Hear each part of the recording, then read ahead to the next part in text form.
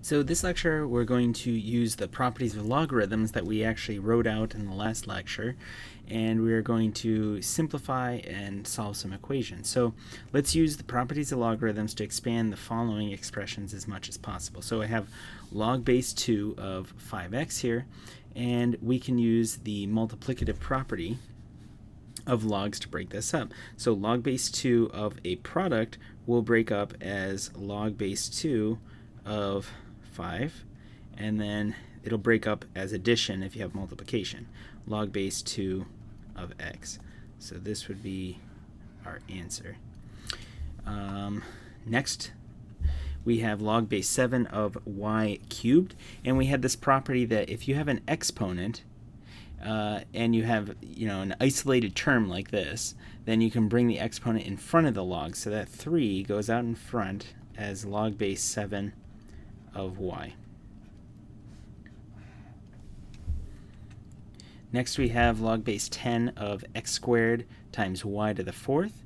So first, we're going to try to use the similar property that we used in the previous one to bring these exponents out in front. But do you see that it's not just one expression to a single power? So at the moment I can't really do that, but I do have a product and I can break that up. So what I'm going to do is first break this up as log base 10 of x squared plus log base 10 of y to the 4th.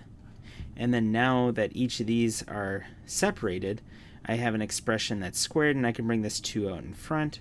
So we'll have 2 log base 10 of x plus 4 log base 10 of y.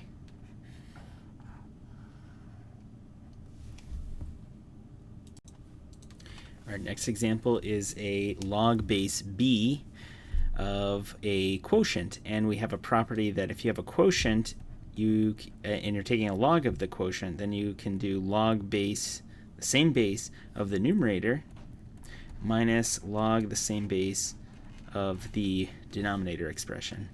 And then, since we're told to expand this as much as possible, we can expand this product as log base b of 3 plus log base b of x, right? Because we have a multiplication there, so we can break that up as each factor, and we still have this minus log base b of y.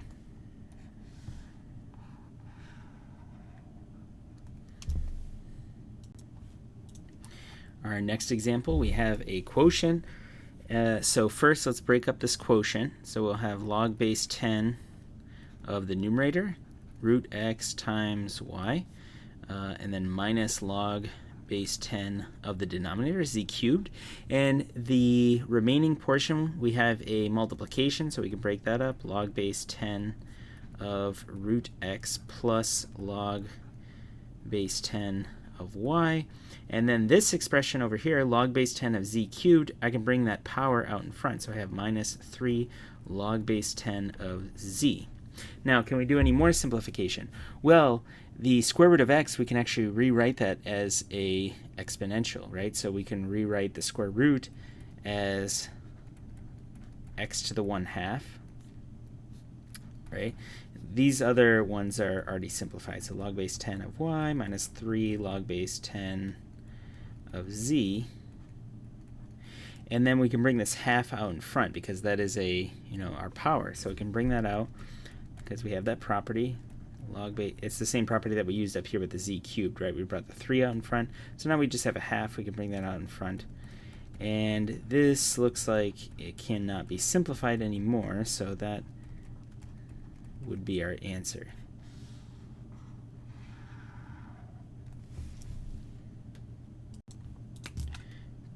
All right, now we have something similar. We have log base 10 of a quotient, so this would be log base 10 of the numerator, x to the 4th, times the cube root of y, and then minus log base 10 of the square root of z.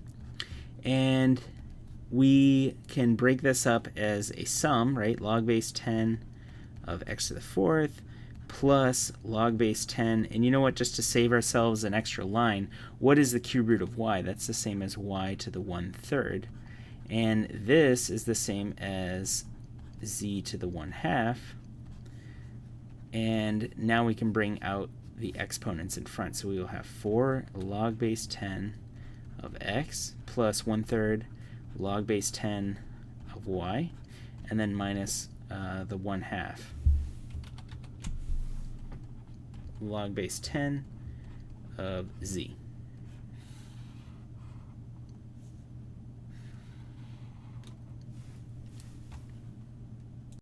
Continuing on, our next example is also a quotient. So we have log base b of this quotient, so that'll be log base b of the numerator, 6b squared, minus log base b of the denominator, 25y cubed.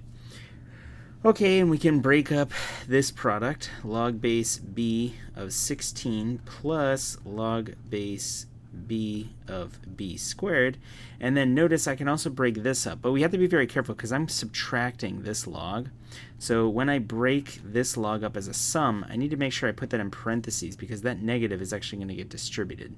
So look at what I'm sort of saying here. I'm breaking up this expression, so this is log base b of 25 plus log base b of y cubed, right? So that's what's underlined here. That turns into this sum, but I'm subtracting it, so you see that minus will actually get distributed over here. So it's very important that when you're about to break up something that has a negative in the front, that you add some parentheses around them. Now, can we do any more simplifications? Well, we have log base b of 16, can't simplify that, but log base b of b squared, well, that is equal to a value, and that value would be b to what power gives you b squared? Well, that's b to the 2 gives you b squared, so this is actually 2. You see that? Because the log base b and this exponential function with the base b are inverses, so they essentially cancel and you get this exponent here.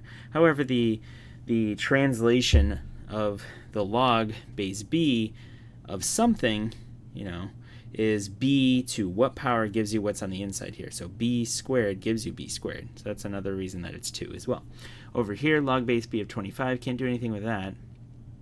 And this is a y, not a b, but I can bring the cube out in front. So let's simplify this a little bit. So I have log base b of 16 plus 2 minus log base b of 25 plus 3 log base b of y.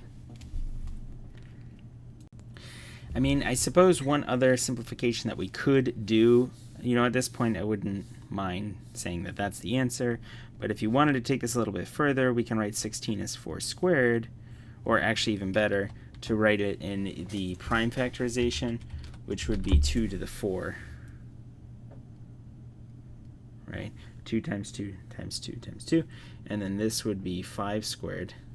So I can actually bring this exponent of 4 out in front, so I'd have 4 log base b of 2 plus 2 minus 2 log base b of 5 plus 3 log base b of y. So at this point I don't think I can do any more simplifications because these are primes, so I'm not going to be able to factor those anymore or get anything else out of this expansion. If you had stopped here, I would have accepted that, but I'm just showing you some further simplification that could be done. So let's move on. And we want to write each expression as a single logarithm. So now I'm giving you an expanded form, and we want to condense that into a single logarithm. So both processes here that we're learning, expanding them and then also rewriting them as a single expression, is very useful for solving logarithmic equations and also exponential equations. So these techniques are going to be necessary. So how do I combine these? Well, I have a subtraction here, right? And we know that if you have a log, 2 logs with the same base and you're dealing with a subtraction, well, that's going to be the same as the log of that base. This is a numerator over this denominator, right?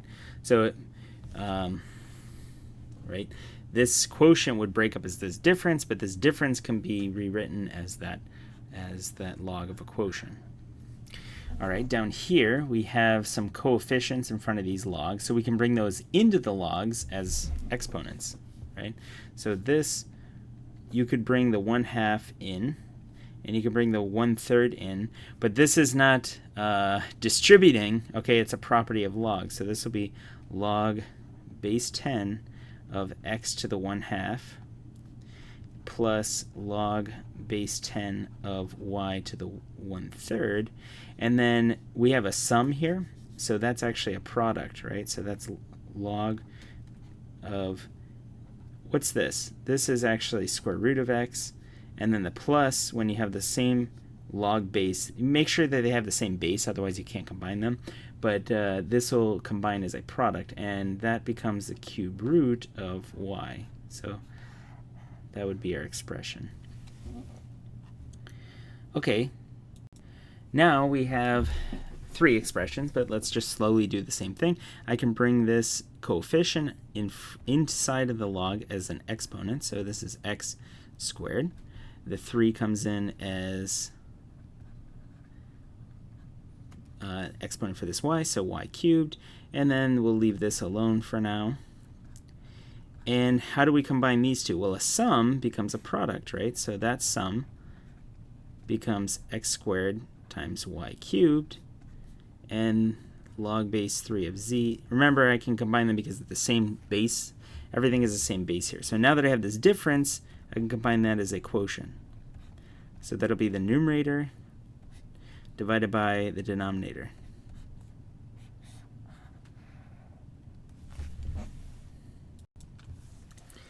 Alright, so continuing, doing the same thing here, we can bring the 1/4 in, so this would be log base 7 of x to the 1/4, and then we can bring the 5 in, log base 7 of y to the 5th, and then minus log base 7 z to the 1/3, and combining these two as multiplication, log base 7, the x to the 1/4 is the same as the 4th root of x, and if we are adding this log with the same base, then this turns into multiplication, so multiply by y to the 5th. And we'll leave this alone for a second, but now that we're subtracting, I could write the z to the 1/3 as the cube root of z.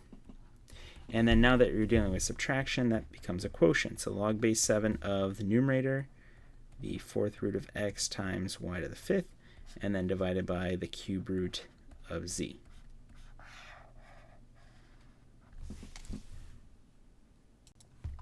Now moving on to solving logarithmic equations, the technique that's going to be used here is, well, on the left side of this equation, do you see that we have expanded 2 logs? So if I combine them together as one log, how can I do that? Well, I can combine these two as log base 3 of the product, x times 3, which is the same as 3x. So log base 3 of 3x equals 1. And now, remember, if you have a logarithmic equation like this, this turns into an exponential equation. So this translates to 3 to the 1 is equal to 3x. In other words, 3 is equal to 3x. So if I'm solving for x, I just have to divide both sides by 3. And so x is equal to 1.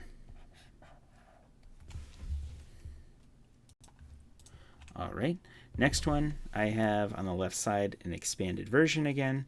So I can combine that as a single log. So log base 3 of x times x minus 2 equals 1. And then now this translates into an exponential equation. This would say 3 to the 1 is equal to what's on the inside here. So 3 to the 1 is equal to x times x minus 2.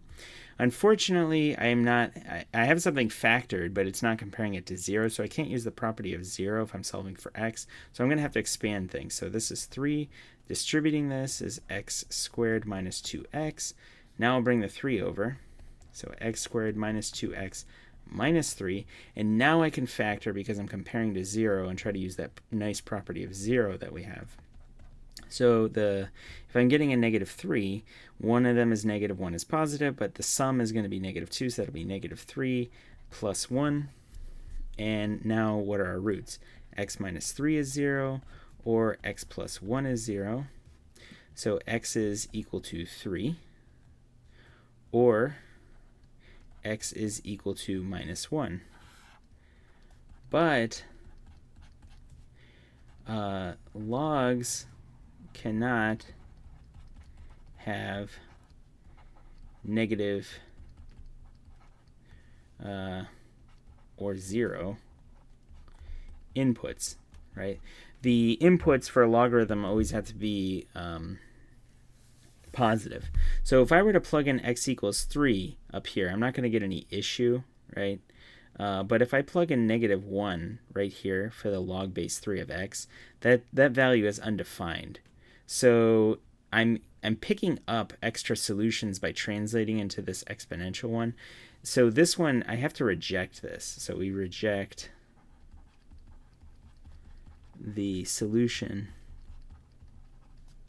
x equals negative 1. Okay, so so this is not allowed. So we have x is equal to 3 is going to be the only actual solution. All right, what about the next one? So we have log base 4 of x minus 3 minus log base 4 of x plus 1. So I can combine those two as a single log, which would be a quotient. So this would be x minus 2 divided by x plus 1 is equal to 1. And then now this translates to 4 to the 1 is equal to x minus 2 over x plus 1. Cross multiplying or multiplying this equation by x plus 1 gives me 4 times x plus 1 is equal to x minus 2. Distributing 4x plus 4 is equal to x minus 2.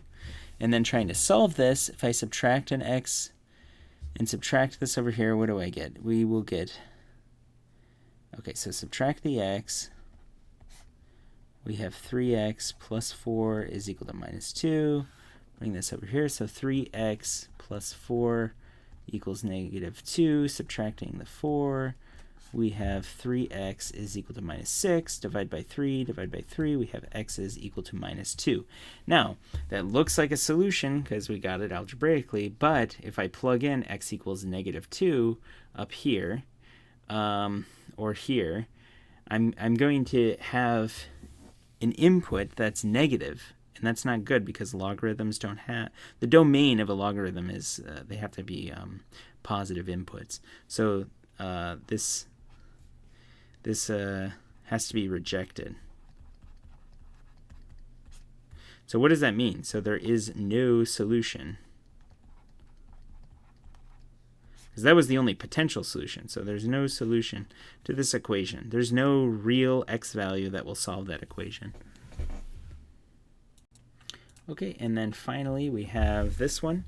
So log base 4 of x, log base 4 of x plus 6. So we can combine those two as log base 4 of x times x plus 6 is equal to 2. This translates to the exponential equation 4 squared is equal to x times x plus 6. Expanding this, so we have 16 equals x squared plus 6x. Bring the 16 over, so we have x squared plus 6x minus 16. We can factor this as x, what will that be? 8 and 2, right? So plus 8, x minus 2. So that should work, right? Then the sum is 6, but the product is negative 16. Okay, so x plus 8 is equal to 0, or x minus 2 is equal to 0. So that's x is negative 8, but I can't plug in negative 8 here, so I have to reject that one. Right? Reject. But then x is equal to 2. That is perfectly legitimate, so that is the only solution.